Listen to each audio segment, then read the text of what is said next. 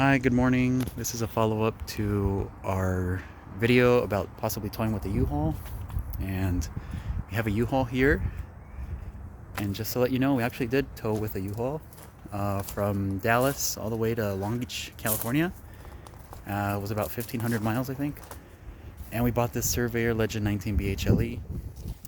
So long story short, you can tow with the U-Haul if you have a setup for brakes, for trailer brakes, and a way to get around the 2-inch hitch ball situation. This is that clamshell, that weight safe clamshell 2 5/8. It's dirty because I greased it, and there's a 2-inch hitch ball that it went over. And again, just for so you can see how that works, that's it.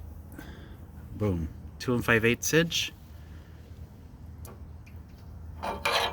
back to 2-inch. So the trip went fairly well. You know, the trailer or the truck is rated for 10,000 pounds. It's a dually. You know, there wasn't a lot of headache there. The trailer was 3,800 pounds. It's not that heavy.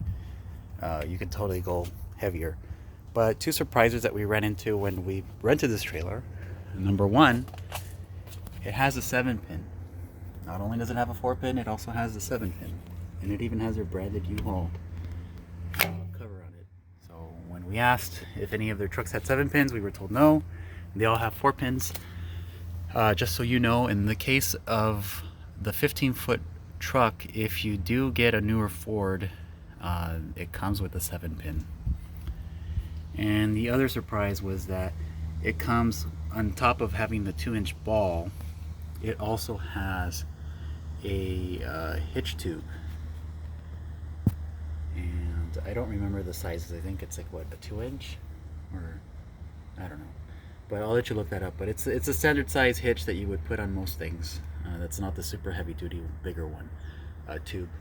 And the pin holes would be back there. You could think you could see one, but you have to put the pin in through the bottom. If you can see it, there it is. So just be aware of that.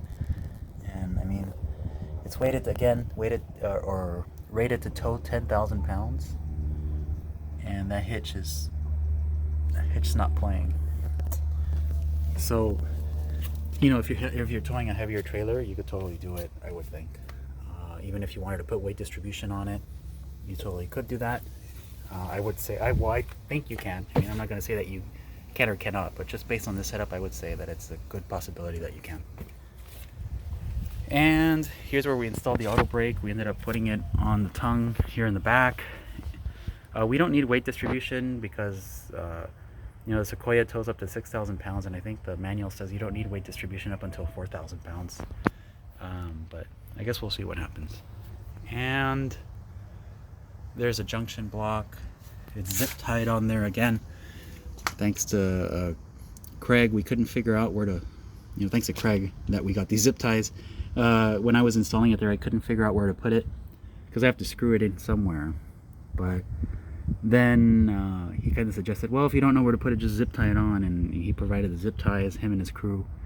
And you know, the guys were very helpful, staying a little bit later. I know we were there till about 7 trying to figure this out, and they closed at 6, so I was definitely grateful to them.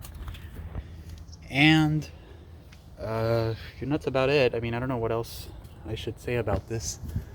Oh, the hills. I mean, this thing took hills pretty well. We got an average of about 10, I would say a little over 10 miles per gallon. I mean, every few tanks we would get like 11s or 12s. So it did pretty good. It has manual shifting. We were able to take the hills, and the downhill's pretty easy. I mean, downhills, even if you let it run on like a 6% grade or something like that, it would still not get over 65.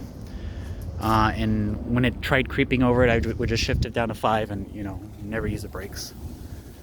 So definitely, you know, if you want to give it a shot, I would say look at the 15-foot truck. It's a little harder to maneuver around gas stations, but you know, it got the job done for sure.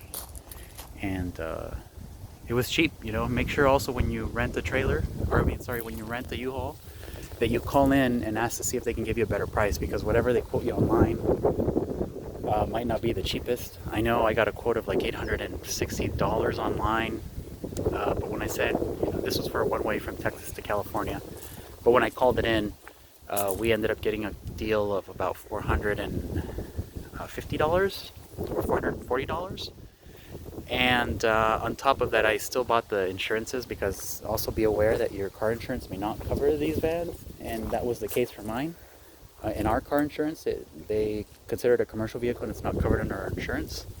So be prepared to buy their Safe Move Plus, just so that you get all the insurance coverage that you need.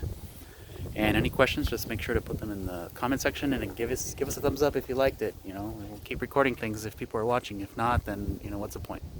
Thanks a lot. Take care. Bye.